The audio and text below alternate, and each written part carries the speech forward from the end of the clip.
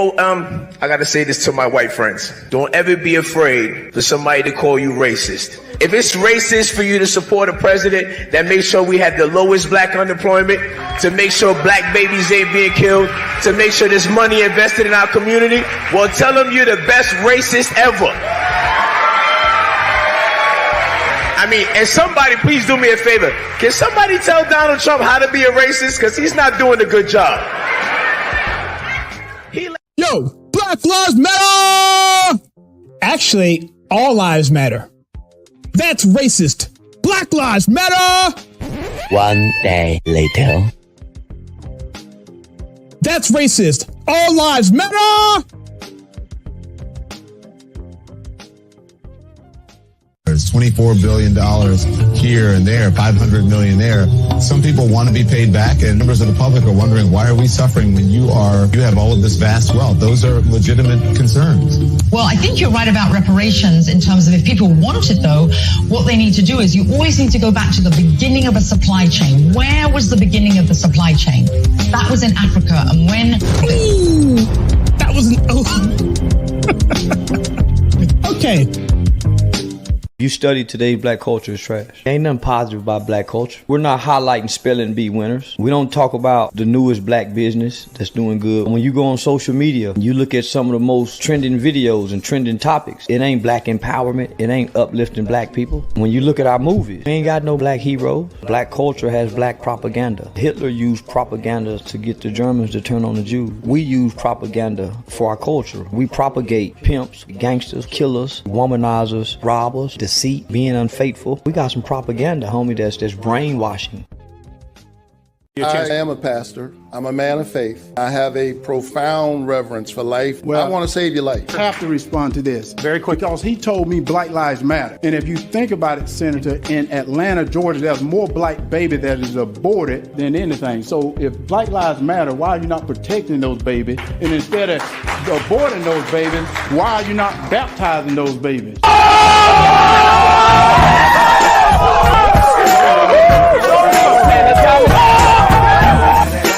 The Woman King is a modern-day version of D.W. Griffith's The Birth of a Nation. The 1915 silent film was used to promote racism through its false narratives. The Woman King does the same thing. It lies and misappropriates history, leaving the viewer into thinking that the Dahomey tribe eradicated slavery from within their ranks. They did not. Instead, they continued on with impunity. Yet, people still make excuses. Some people refuse to put any blame whatsoever on Africa for their huge part in the slave trade. Now, why is that?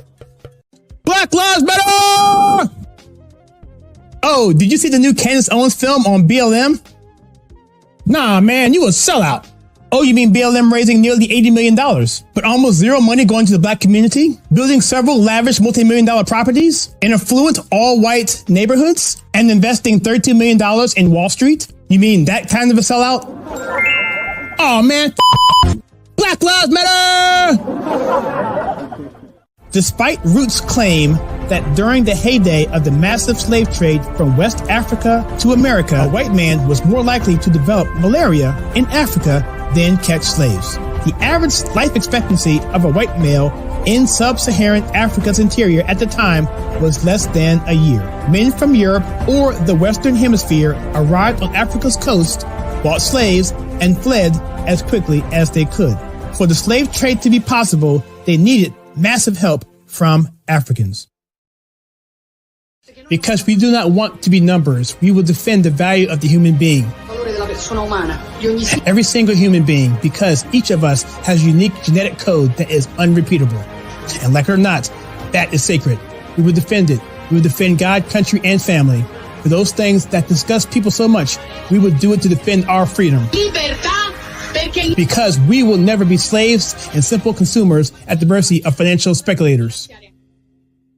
Well, I think it's time we ask ourselves if we still know the freedoms that were intended for us by the founding fathers. Not too long ago, two friends of mine were talking to a Cuban refugee, a businessman who had escaped from Castro. And in the midst of his story, one of my friends turned to the other and said, "We don't know how lucky we are." And the Cuban stopped and said, "How lucky you are. I had some place to escape to." And in that sentence, he told us the entire story. If we lose freedom here, there's no place to escape to. This is the last stand on earth. This is what Reagan later meant by "we are a shining city on a hill."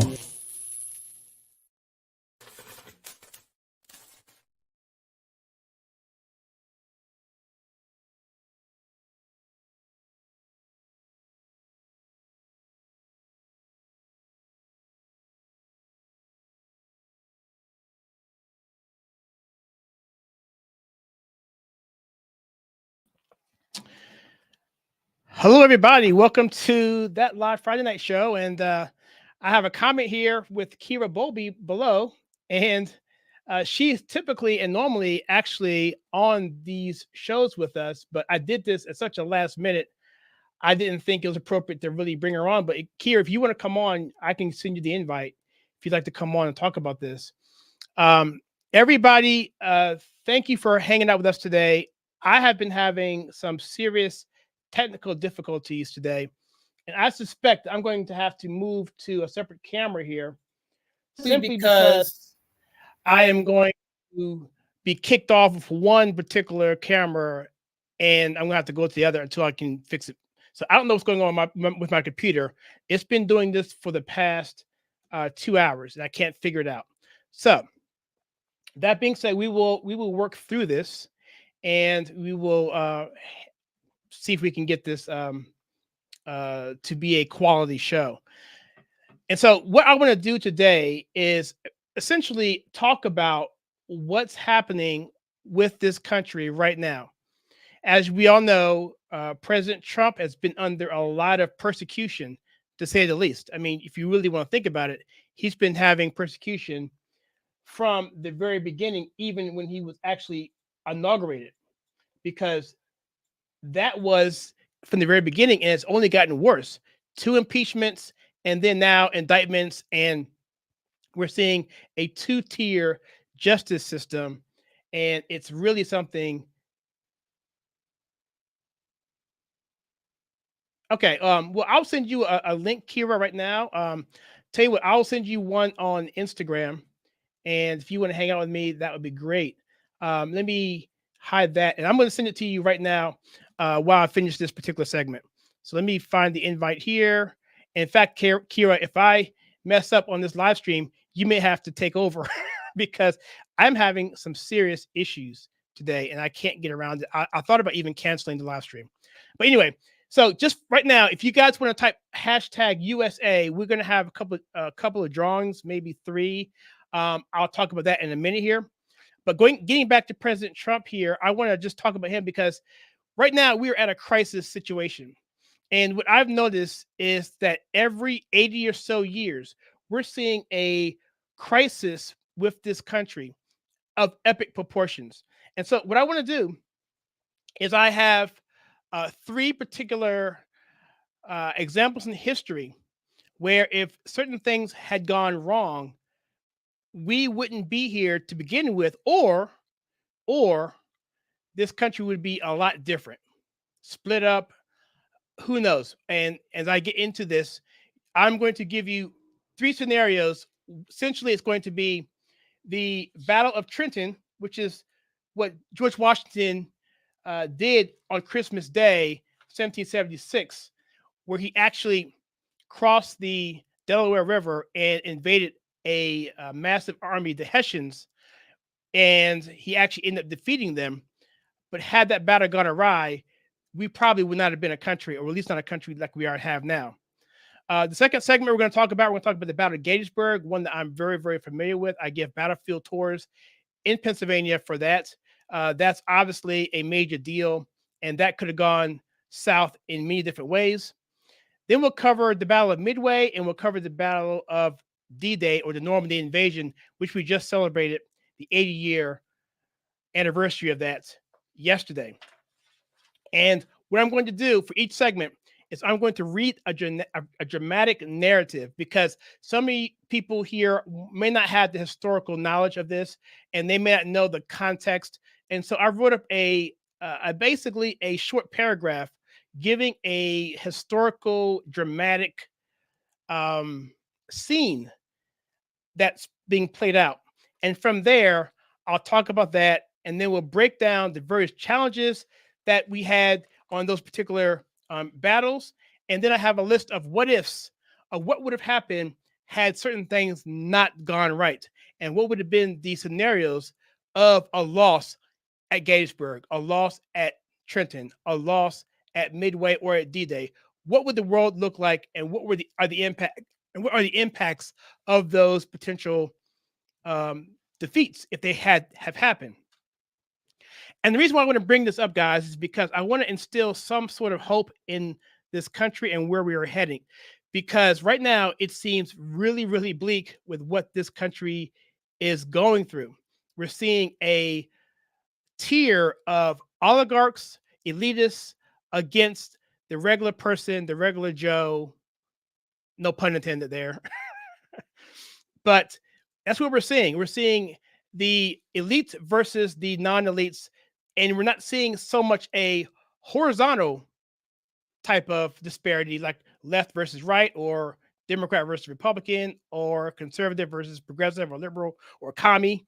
What we're seeing now is uniparties. We're seeing a vertical tier, right? And that's what we're seeing, and that's where this world's going to as well, with popular, with nationalism and populism and all that. So the world makeup post World War II, post 80 years past World War II, the world has changed and shifted from a nationalist, populist world where each country essentially wanted to have their own identity towards a globalist look of the world, and where we're all sharing resources and we're no longer dependent on our own manufacturing to get things done. We're dependent on other countries, which makes us vulnerable from a security standpoint. And so all those things. And so we're at a serious crossroads here, especially here in America. And I want to instill some sort of hope that you guys know that we've been through bad things too in the past. I would submit this is pretty bad right here where we're at, but we've had some seriously bad things happening. And I'm a man of faith. I feel like if we come together as a people and we come back to our basic principles of the founding fathers, I think this can be turned around through central practices that we can just put together that tie back to those principles. And that's a whole nother discussion. But with that being said, I'm going to jump into this right here, guys. And I'm going to take a quick break here, just a couple minutes. I want to send Kira this particular link so see if she can get on. So I'm going to take about a 2-minute break here, and I'll be right back. I'm going to send Kira you this link, and I'll probably send it to your Instagram, Kira. And then from there, if you want to come on, absolutely do so. So I'm queuing up a 2-minute break. Stick around, hit hashtag USA in this particular comment anywhere, and we will be doing a drawing in, I'll say, about 30 minutes. All right. I'll see you in about 2 minutes, guys.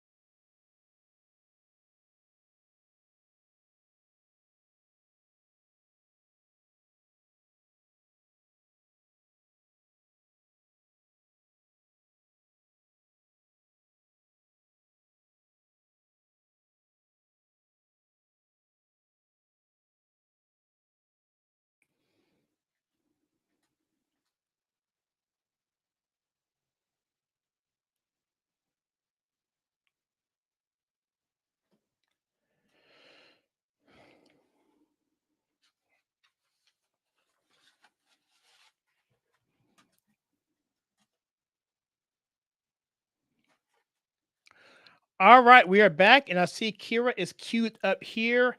Hang tight there, Kira. I'm going to do this first introduction here of the Battle of Trenton. I'm going to give you guys just a basic scenario of what's happening here. So obviously you know about the foundation of this country.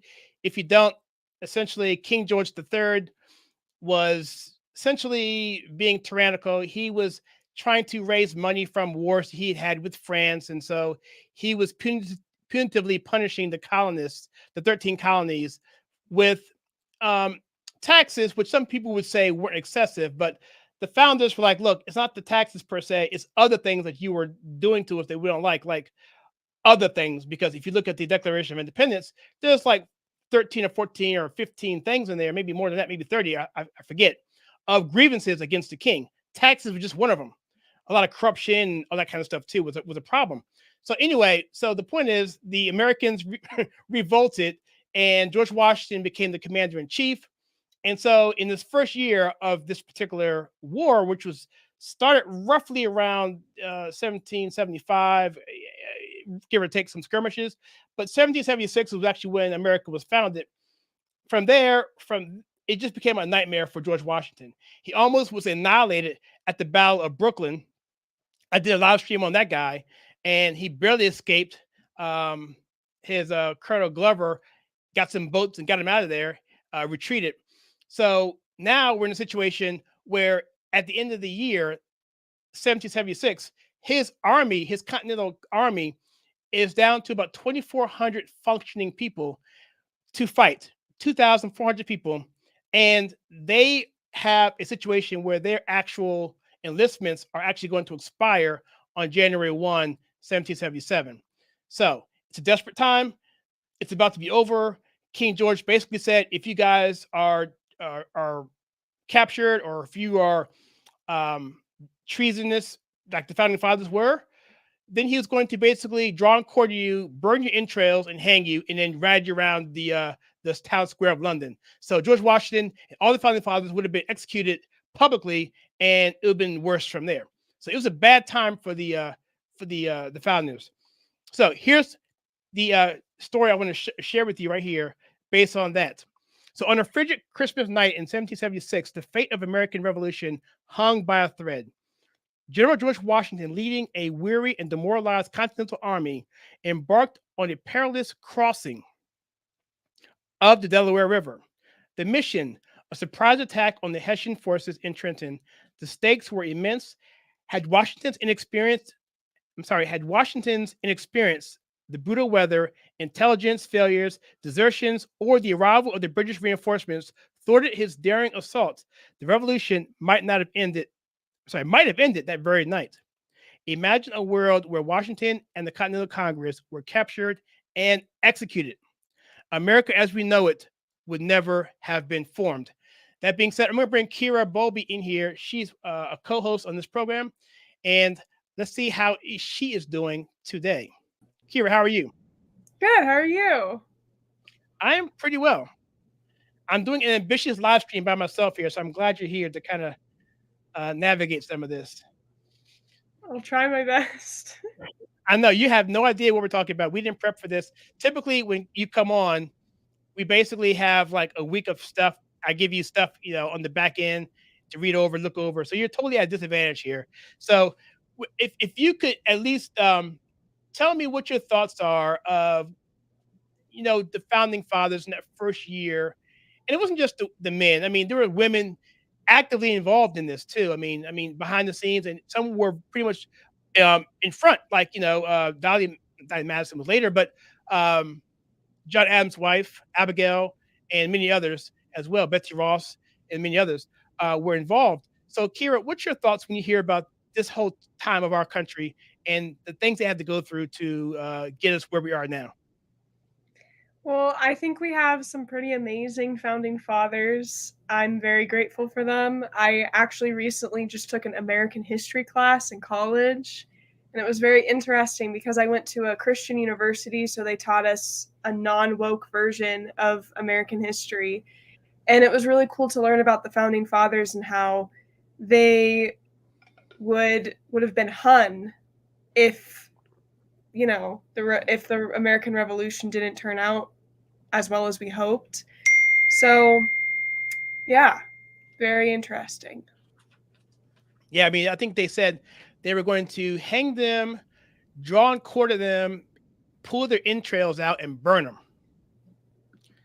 I think that was actually mentioned in the movie American Treasure, I believe. I think Nicolas Cage actually said that in the movie, and he was right. That's exactly what it was. So the stakes were very high for these guys. So, and so one thing that George Washington did, and what he had to do, was his thoughts was this: look, we have to have a victory, okay? And so right now they're very demoralized. It's cold. During this time of the year, there's actually a smallpox epidemic going on. So many of his people actually had smallpox. And so he had to deal with that. But fortunately for George Washington, he had been inoculated because when he was in his 20s, he went to the Caribbean and he got smallpox from his brother, who actually passed away later. And so he was okay, but a lot of his people were sick. And a lot of them just didn't want to actually fight. All they had to do was wait about a week, and then they could just go home because their enlistments were up. And so what he wanted was a victory.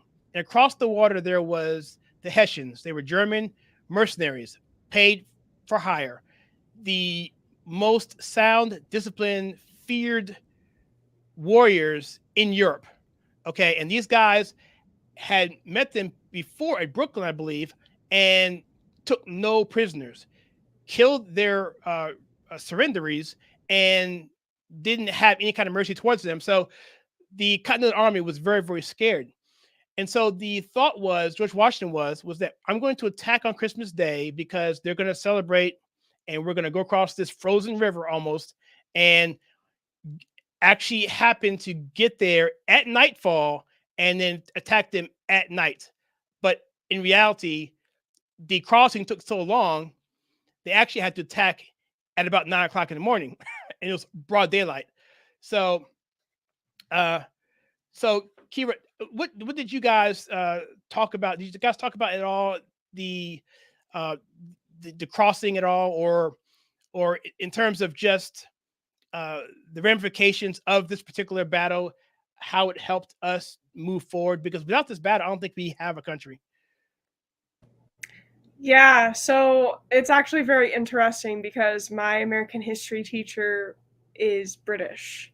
So he taught us kind of like a British point of view on America, especially during the American Revolution. So it was really interesting. He talked, like with that battle specifically, like with the crossing of the river, he went into a lot of detail of how cold it was crossing the river and how basically in that battle, we wouldn't have a country, basically.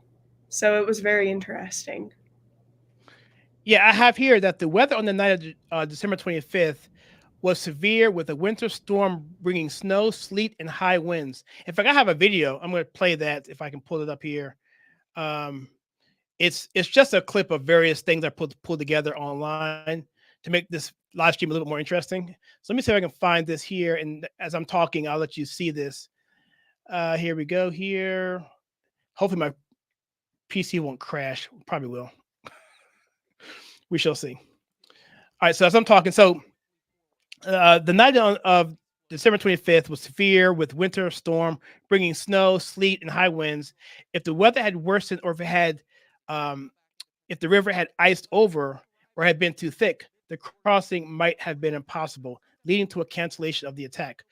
So that's general how I believe he's the main guy. And a lot of these people didn't have any shoes. They didn't have any clothes. One guy died on the way over from frostbite, and that was the only exposure. That was the only casualty that they took, and all of their musket powder was wet. So they went there with pretty much bayonets. They had some artillery fire there, but in terms of their muskets, they went in there with bayonets. They weren't shooting anything. And so that was another thing. And yet they had literally no deaths other than the one guy who died going up there with the frostbite or wherever he died from, exposure. The Hessian troops were reportedly exhausted and overconfident, having underestimated the American forces. A more disciplined and alert Hessian response could have repelled Washington's surprise attack, potentially leading to a continental defeat. So this picture here is here's a good rendition of what it might have looked like that night. Those boats are called Durham boats, and they're flat bottom boats. So the boat that you see with George Washington here is not really the boat. He wasn't standing up, right? It was a flat bottom boat. Like, this is not accurate, as you guys already suspect. And those boats aren't accurate either. But however, the point is that they were still able to cross with these things and keep everything quiet. Another thing was they had to do a stealth operation because the people on the countryside were locals and farmers and artisans, and they could have easily alerted the Hessians. And all it would have taken was one person to alert them. In fact, Kira, did you know this? That actually the commander of the Hessian army, his name is Colonel Johann Rahl, and he was the garrison leader there. He actually received a note the night before of the impending American attack. However, he was so overconfident, or he was so drunk or whatever that was, that he did not read the notes or take it seriously, leaving his troops unprepared for his assault. So Commander Rahl was actually killed during that attack. And then when he was, in his deathbed, they found a note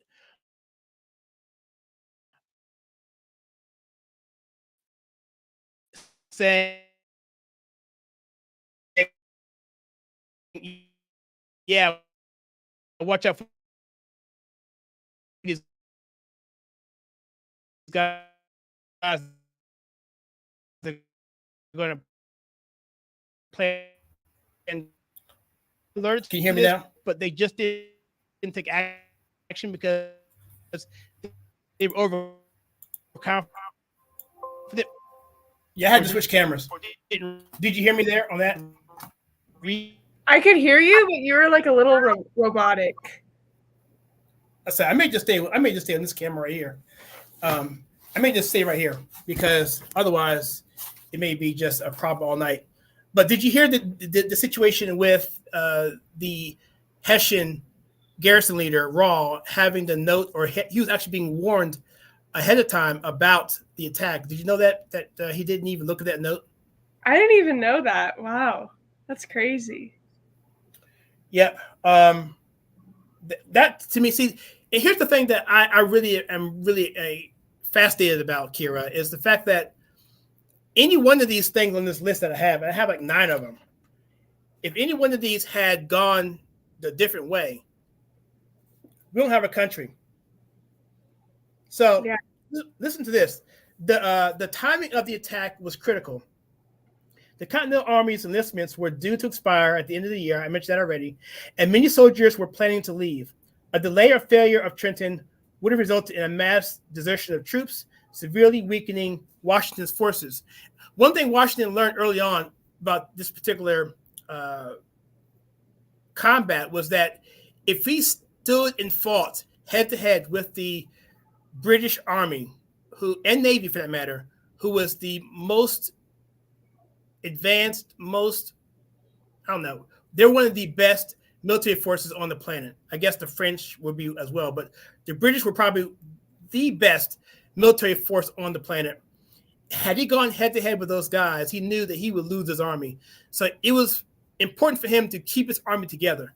And one thing that George Washington did as a leader, I mean, he wasn't a great tactician. At least early on, he was not. He was not a good leader in terms of tactical strategy and gentlemanship, but he was good in terms of keeping his people together and doing that, because if he could keep the army together, the war could continue. And so that's what he was really good at.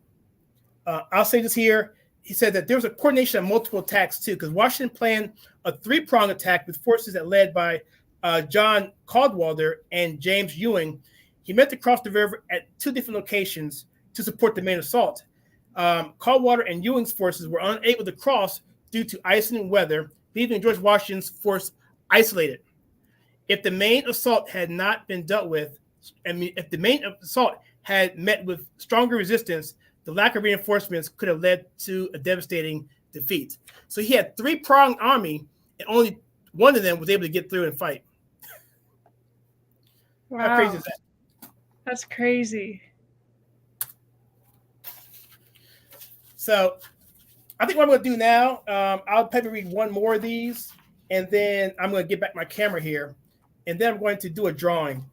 So, and I'm sorry, Kira, but had you not joined, you would have been eligible for a drawing. I'm sorry.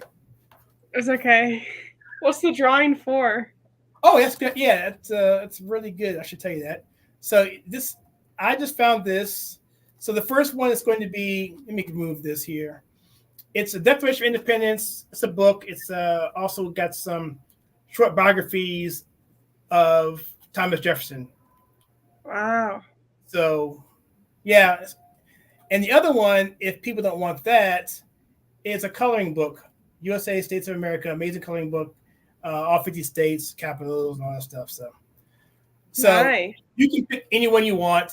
It doesn't matter. It'll come directly to you from Amazon. So I don't care. Which one you pick. So you want to do our first drawing here, Kira? You want to kick it off? Sure. All right. So here it is. So if you guys don't know, we have 3 entries out there. So you have a 1 in 3 chance. I'm going to wait, let's say, about 1 minute if anyone wants to enter so that you can have a shot at this. But right now, you have a 1 in 3 chance of winning. And we'll probably do 2 more drawings. So you may win regardless because you can't win twice. All right. So we'll give it a minute or so, and I'll keep talking here. In the meantime, I'm going to go over these last 2 points here. Am I still on the screen here? Let me move myself. Kind of weird.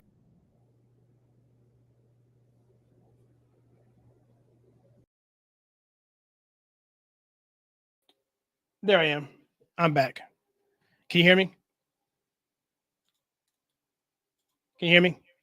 Yep. Okay. I lost you too, Kira. Sorry about that. What happened? It's okay. Yeah, see what I'm saying? I warned you guys. This is insane. So we'll have to deal with this. So anyway, what I said before, if you guys didn't hear me, is that we'll wait for a minute or so, and we'll see if more people enter. So I'll read these next 2 things here, and after that, we'll do the drawing. So number 7 here is intelligence and communication failures. Effective communication and timely intelligence were crucial. Any miscommunication or failure in intelligence gathering could have led Washington to make poor strategic decisions, potentially resulting in a failed attack. And if you guys know anything about 18th century or 19th century combat, it's very important to coordinate, and it's very difficult because you have horses, you don't have telephones, you don't have radios. It's horses, it's people, it's flags. That's about it. And number 8, morale and desertion. I think I mentioned this already. No, okay, here we go. So the morale of the Continental Army was at a low point before the Battle of Trenton. And I think Thomas Paine wrote a book at this time. It was called These Are the Times That Tried Men's Soul. That's not what it's called, but that's how it starts. But it's basically a book that George Washington commissioned him to write to I think it's called The Crisis, I believe. The Crisis by Thomas Paine. He wrote this book shortly before this battle to encourage the army to, keep your chin up. We can still do this, Providence and all that. The combination of previous defeats, harsh winter conditions, and dwindling supplies made a desertion a significant threat. A defeat at Trenton would have likely led to a collapse in morale and further desertions, jeopardizing the entire revolutionary effort. All right, so here we go. So we have 3 drawings. I'm going to do this right now. See what happens.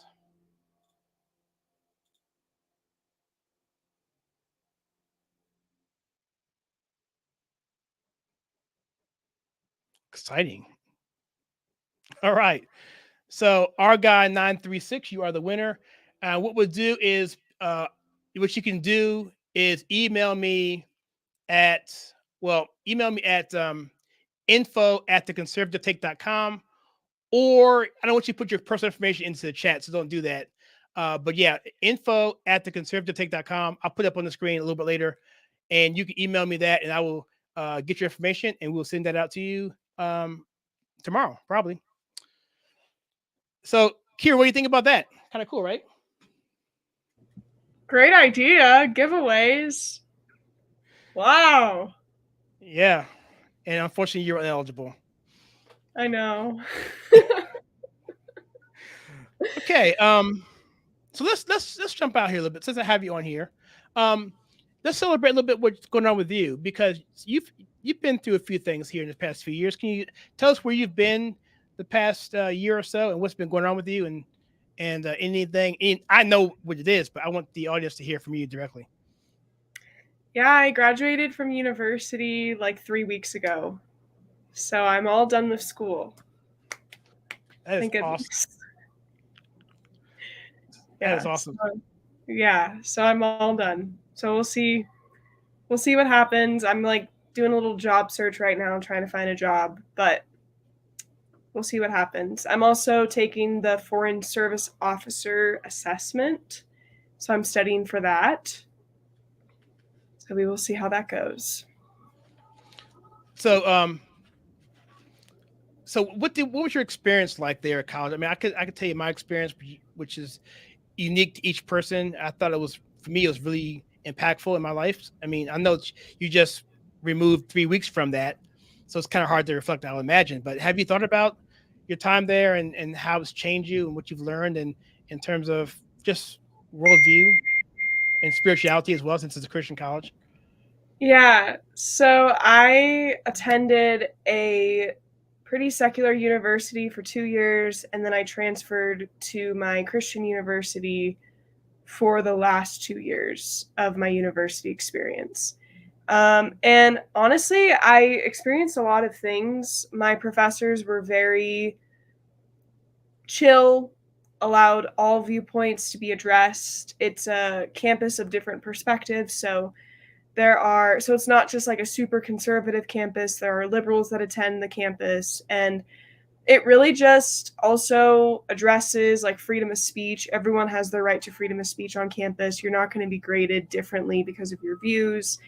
And it really teaches you a biblical perspective on the world. And so I loved going to my university for the last 2 years. It was a very great experience. I got to learn a lot, and it helped me grow in my faith. So, yeah. Yeah, that's awesome, because I know for myself, I have a daughter. Well, my son decided to, my son went to college at a secular university, UNC Charlotte, but he was there when that shooting happened right before COVID. So there's a school shooting there. He was actually on his way to campus when it was happening. And so he was it kind of messed him up. So he didn't go back next semester, and now he's looking, but now he found himself in apprenticeship with a roofing company, and he's traveling to like Nebraska once a month, every 3 weeks, essentially, to do that. And he's really growing, and he's learning these skills that a lot of people aren't learning anymore. And my daughter is actually looking to do either the welding side of it or to go into dental school. So all that would involve schooling. And so for myself, and she's about your age, essentially, you're about 2 or 3 years apart. And so for me, I'm wanting her to get the same experience that you got, but I know that's not really probably going to happen. But I think I know, based on what you said, your experience has been really, really good. And so I fear for my daughter that she won't get that kind of experience. I guess that's what I'm trying to say. And if she's watching, I'm sorry, I'll see you tomorrow. Yeah. So anyway, so we're gonna do a new raffle at some time in the later. This one's gonna be Patriot. That's gonna be the one we're gonna go with. So if you guys want to start doing that, that will be the next drawing. We'll do that. I don't know, probably another 30 minutes or so. We'll have to see. So anyway, so that was the Battle of Trenton, and obviously what happened there was what ended up happening with George Washington and his army was that they got supplies, they got food, they got recruits through the wazoo, and the people that were thinking about not re-enlisting actually re-enlisted. And actually, it wasn't just Trenton because it was actually a back-to-back victory, but that was actually in the new year. It was the Battle of Princeton, and that's a whole nother story. That was crazy, but and he could have lost there too. That just could have been just as chaotic. He really had to win both of them because basically, I believe it was Cornwallis was the one who was so upset with George Washington that he tracked him down and followed him into New Jersey and Princeton, and eventually lost that battle as well. So anyway, at this point in time, I'm going to take a quick break here. We're going to set up for the Battle of Gettysburg because that's another milestone, which is essentially 76 years after the Revolutionary War. But if you just add in the length of the war, it's really about 80 years as well. So, but Kira, before we do that, let me ask you this. I'm curious what your thoughts are. What is about 80 years that the country just goes to crap? I mean, Civil War and World War II really isn't really, I guess, America's. Well, people could debate that, but still, I mean, 80 years happened, and the world's just changed in those time periods. Do you think there's anything about that, or is it just something that's just a coincidence, or is it just generational, or what do you think? Well, America is basically an empire, and so every 100 years or close to 100 years, every single empire, strong empire, has to fight for their existence to get their existence back, and also having a super weak president doesn't help, and having all of the transgender stuff going into women's sports does not help. So America has to really answer the call of, are we really a free country? And we've had to answer that several times. And now with the conviction of President Trump, it seems as if we're heading into becoming a third world country. So it's really sad, and I'm hoping that we can kind of change and go above this and go beyond what's happening right now. But every single empire in the world either falls or they have to fight for their existence or become stronger.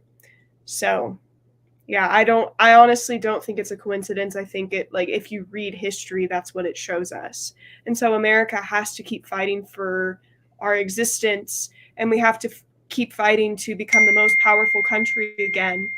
However, the problem is we've become so weak that we're like the laughing stock for the entire country. You have Russia, for example, which is teaching children how to assemble guns in classrooms, how to assemble guns, reassemble them, etc. Then you have China that's teaching their children to be strong. And our education system in the United States is teaching young people to be victims. They're teaching them to be complete victims, that any worldview that goes against their own is an existential threat to their well-being. And we're just teaching a lot of godless degeneracy to our children. We're teaching them that there's more than one gender. And so I don't really think it's a coincidence. And also having a weak president in office does not help. So America has to really answer the question, are we a free country? And can we actually go beyond this and change for the better? So I honestly don't think it's a coincidence. Yeah, that's very well said, Kira. I can't say I disagree with any of that. In fact, I agree with all of it. And I think someone said, it may have been Reagan, or other people have said it as well, but essentially every generation has to answer the call, essentially. And you mentioned that as well. And Benjamin Franklin said after the Constitution was ratified, I believe, he basically said, someone asked him, what kind of government did you give us? And he answered them, we gave you a republic if you can keep it. And that's a whole nother topic of discussion as well. So, okay, guys, with that, remember, you guys can put Patriot in there. And so far, no one's actually done it yet. So if you do that, we'll do a drawing shortly. And we'll offer those two books, a coloring book and Declaration of Independence. And short biographies from Thomas Jefferson.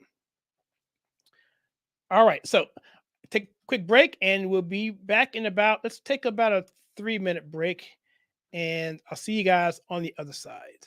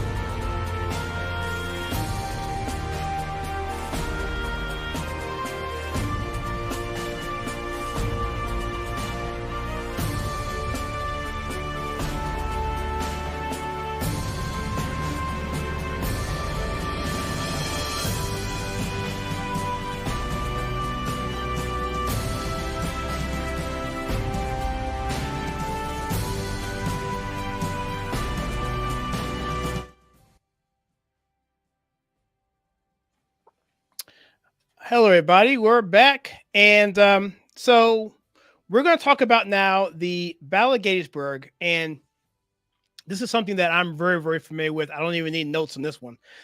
I do give amateur tours of the battlefield in Pennsylvania. And I'm actually waiting for the Little Round Top section of the park to open up so I can actually do my unveiling of my 100,000 play button. I've had it for 4 months. I haven't opened it yet. But anyway, that's what I'm waiting for that.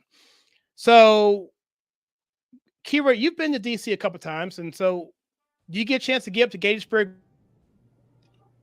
I haven't. I really want to go though, so bad. Sorry about that, guys. Looks like we're locked up again. Could you hear me there? Did you hear what I said? No, I didn't hear what you said. Okay. How long was I frozen? Like, I think for a minute. Okay. I'm going to end this out here, and I'll just restart it. A little embarrassing. But I knew this was going to happen, so it doesn't matter. So you've been to D.C. a couple times, right? So did you get a chance to ever get to Gettysburg? It's not too far from there.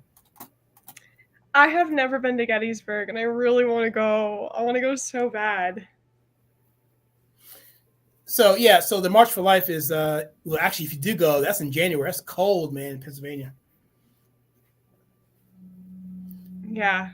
I actually gave a tour with someone. It was in the snow, actually. So that was interesting.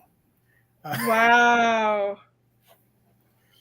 So anyway, but Gettysburg, guys, is probably the most famous battle in the Civil War, and many purists would say, well, that's not really the turning point. And some would agree with that. Some would say it was Vicksburg, which happened that same week. It ended that same week. Some would say other things too. But the thing of what made Gettysburg, I guess, are we back? Let me see. I'm myself here. Are we back here? Okay, cool. I guess what makes Gettysburg so famous is because in the beginning of that year, 1863, Lincoln had the Emancipation Proclamation had been ratified. It was signed in the year prior, but it didn't go into effect until January 1 of that year. And so here we are halfway through the year, and we see a northern battle being fought, where most of them were fought in Virginia in terms of the eastern sphere of the war. West of the Mississippi, it was different. You had Tennessee, you had other things too. But on the eastern side, it was all fought mostly in Virginia. And Lee was having a problem. General Lee was having a problem because he was essentially losing his men, and he couldn't replace them easily because he didn't have the manpower of the population. And so he wanted to relieve the stress of Virginia and move it up into Pennsylvania and get some of that pressure off of Virginia, pressure Harrisburg, pressure DC, get some supplies, and that was the thought, and also to relieve the pressure in Vicksburg because they couldn't reinforce Vicksburg out west, which is a fort, which was being taken over by General Grant. Anyway, long story short, that's the scenario. And here's my narrative here. In the summer of 1863, the field of Gettysburg became the stage for a confrontation that would determine the fate of the Union. General Robert E. Lee's Confederate Army, emboldened by previous victories, which he won just about everything, he was undefeated pretty much, marched north seeking a decisive blow. The Union, led by General George Meade, stood its ground. The stakes were enormous. If Lee's tactics had outmatched Meade, if internal divisions had fractured Union forces, or if reinforcements had failed to arrive, the Confederate Army might have broken through. A Confederate victory could have pressured Lincoln to surrender under the weight of Copperhead influence. Copperheads are anti-war people in the North. America could have ceased to exist as a unified nation. And so, Kira, in terms of the Civil War, had the South won, it would have been a different world, wouldn't it? Yeah. I mean, slavery would have been intact for a little bit longer. It probably would have eventually been eradicated, but it might not have been until the late 20th century. It might not have been until late, you know what I mean? I think we would also see like two different Americas. We'd see the South and the North. So, I mean, if let's say if the North did not win the Civil War, that could have been really bad for the future of our country. Like really, really bad. And for the world too, because I get a lot of Civil War purists. They want to say that it was the reasons for fighting the war are argued, and I'm not going to get into that because it's very controversial. I have my opinion, which is right. I'm not going to say it because I don't want to make people mad and have an argument. It doesn't matter.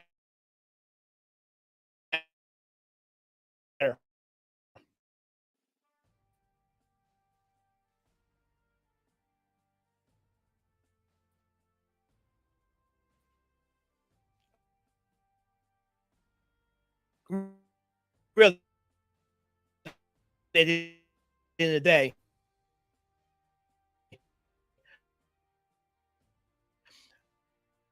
but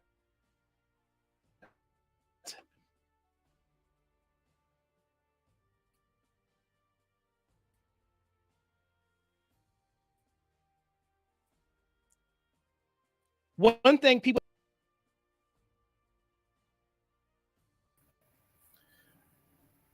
I lost Kira too, I think.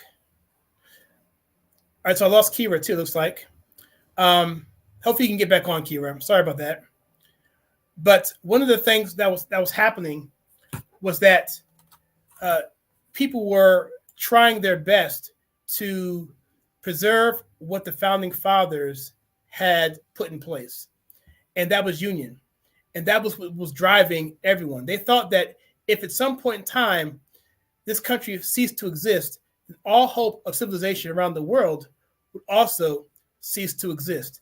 And that was something that was heavy on the minds of the North and the people who wanted to keep this republic intact.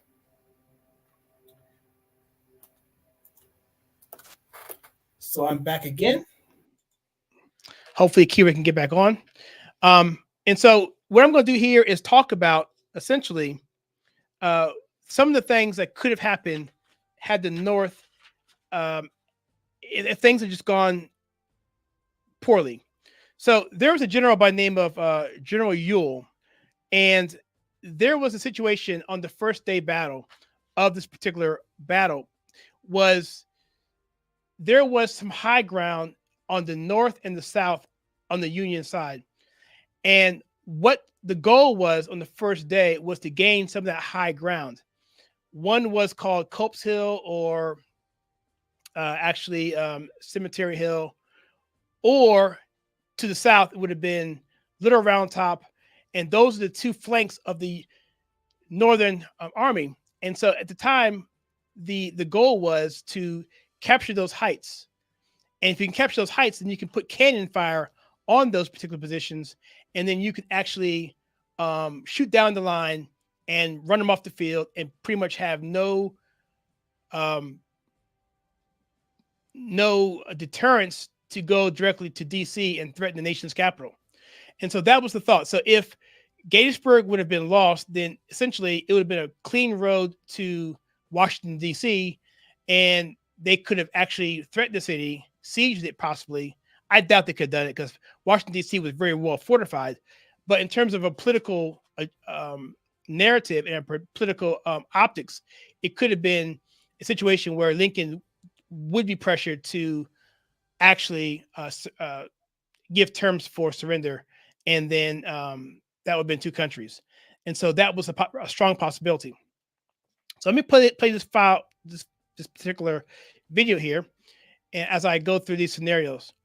And so that being said, and understanding that, there was a general by the name of, his name was Richard Ewell. And Richard Ewell was one of Lee's generals, or one of his corps. Lee had 3 corps, 1, 2, and 3. General Ewell was told by Lee to capture the high hills in the north, which was basically Cemetery Hill. But here's the thing. Lee said, if practicable, which no one really knows what that means. I think Lee was the kind of commander, he would give orders to people like Stonewall Jackson, and he would just go do it. Unfortunately, Stonewall Jackson, who was one of his best generals, was killed about a month earlier in Charlottesville. So Ewell took his place, and so that kind of communication there kind of got lost in translation. And so it says here that Ewell's hesitation to attack this position allowed the Union forces to fortify it. And if Ewell had captured Cemetery Hill, the Confederates would have gained a significant tactical advantage, potentially changing the battle's outcome. That's a very famous thing there. Another thing is a guy named Daniel Sickles. Daniel Sickles was a crazy dude. I mean, he was a corps commander, but this guy was someone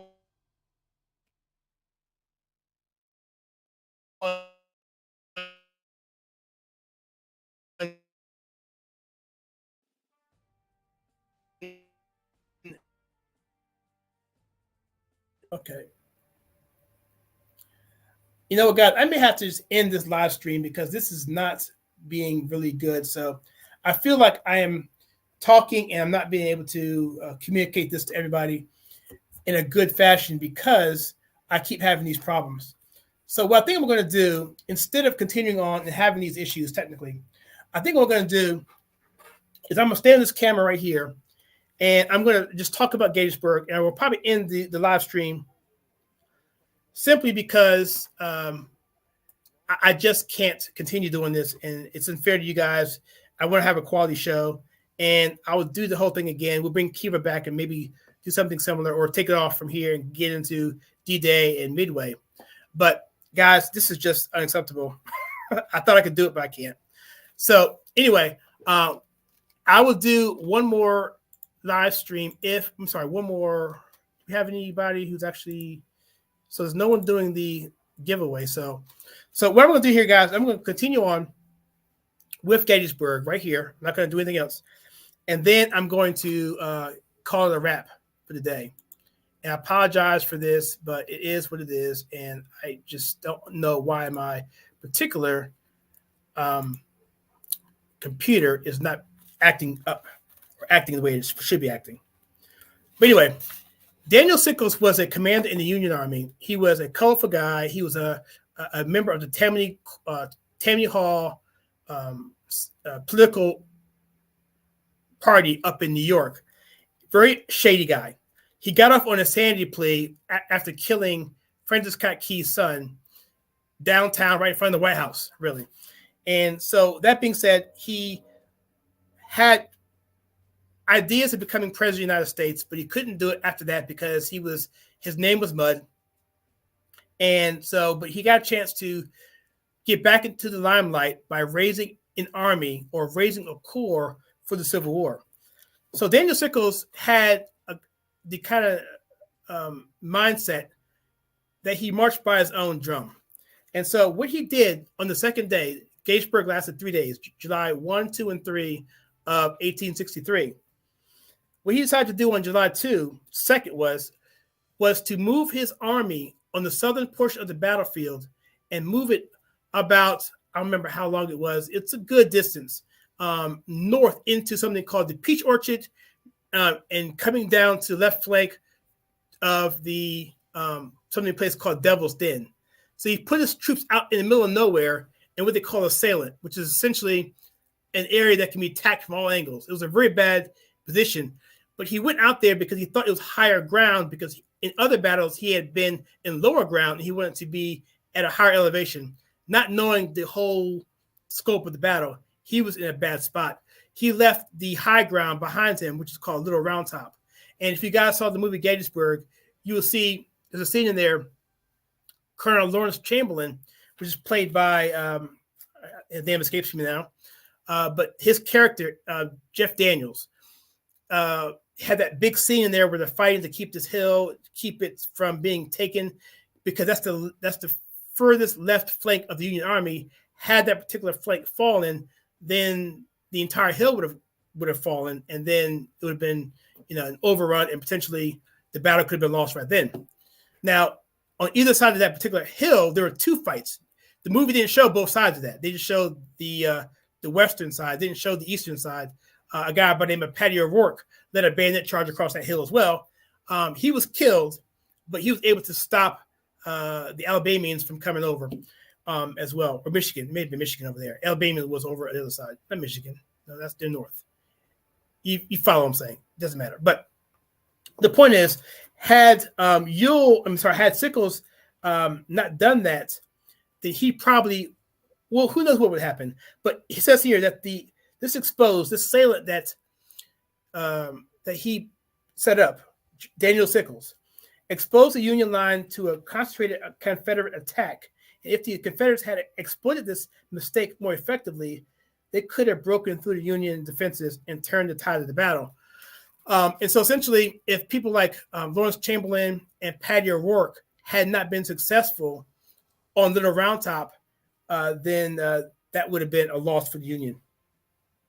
Another thing that happened during this battle is that a cavalry officer by the name of Jeb Stuart, he was a really flamboyant kind of guy.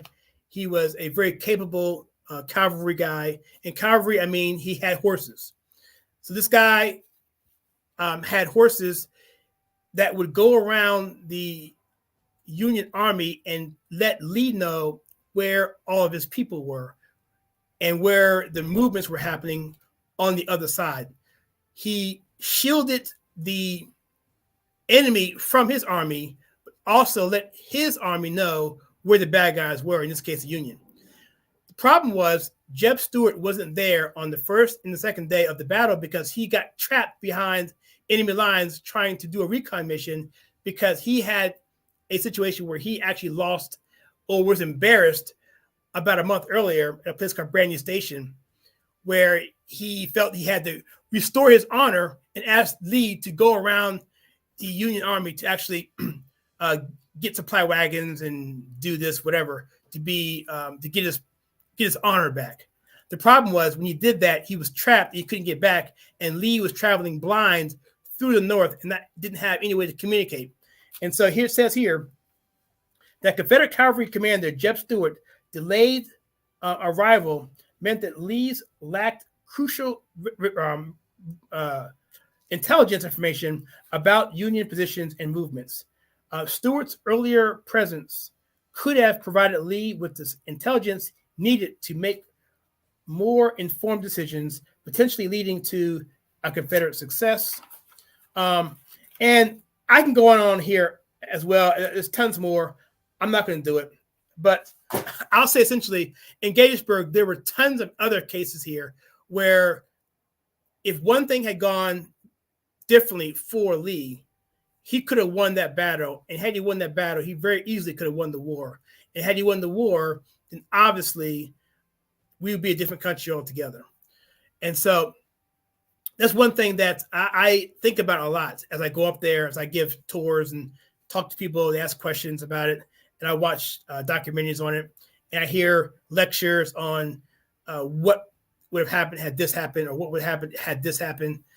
But most people would agree that had Gettysburg been a Confederate victory, a Union loss wasn't certain, but it was definitely possible.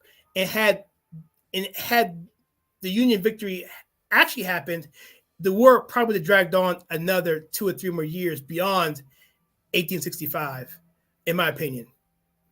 And had the South won the Civil War, I think what would have happened is I don't think Lincoln would have got reelected, and I don't think there would be any chance for another